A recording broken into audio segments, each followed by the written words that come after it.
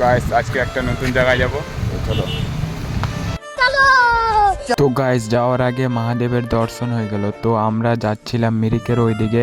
তোমরা তো জানো যে এই গরমে আর বাড়িতে থাকা যায় না, তো আমি ভাবলাম যে যাই একটু ঘুরে আসি মিরিকের ওইদিকে। যাওয়ার আগে পেট্রোল পাম্পে দাঁড়িয়ে একটা ক্লিপ নিয়ে নিলাম তেলটা ভরে, তারপর আমরা রওনা দিলাম। কথা বলতে বলতে টুল ট্যাক্সে চলে আসলাম। টুল ট্যাক্স পার করিয়ে দেখলাম একটা মেয়ে আমার দিকে আসতেছে। মেয়েটা আসার আগে ব্যানারটাও চলে আসলো, গুয়াহাটি দার্জিলিং জলপাইগুড়ি। দার্জিলিং হয়ে গেল 99 কিলোমিটার, তারপর চলে আসলাম শিলিগুড়ি 13 কিলোমিটার। আমরা যাচ্ছিলাম দুধিয়ার রাস্তা ধরে। কে কে এই রাস্তা দিক দিয়ে যাচ্ছ তোমরা কমেন্ট করো।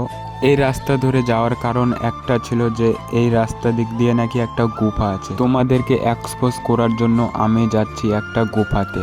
তো এই রাস্তাটা হলো গুফার রাস্তা। তো ঢুকে পড়লাম গুফাতে, আর দেখলাম নাকি যে ভূত থাকে এই গুফাতে। তো আমি দাঁড়িয়ে বসে রইলাম। ভূত তো দেখলাম না, সুন্দর রাস্তা দেখলাম। এখনকার দিনে ভূত হয়, কেউ ভাববে যে ভূত হয়।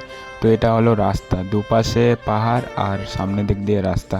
তো একটা ট্র্যাক্টর যাচ্ছিল, ট্র্যাক্টরটাকে দেখার জন্য আমিও উঠে পড়লাম। আসলে ট্র্যাক্টরটা কোথায় গেল? রাস্তা গুফা দুটো, এখানে মানুষ ঘুরতে আসে, আর এই জায়গাটাও খুব সুন্দর। গুফার থেকে বের হয় মিরিকের দিকে রওনা দিলাম। তোমরা নেক্সট ব্লকে দেখতে পারবে।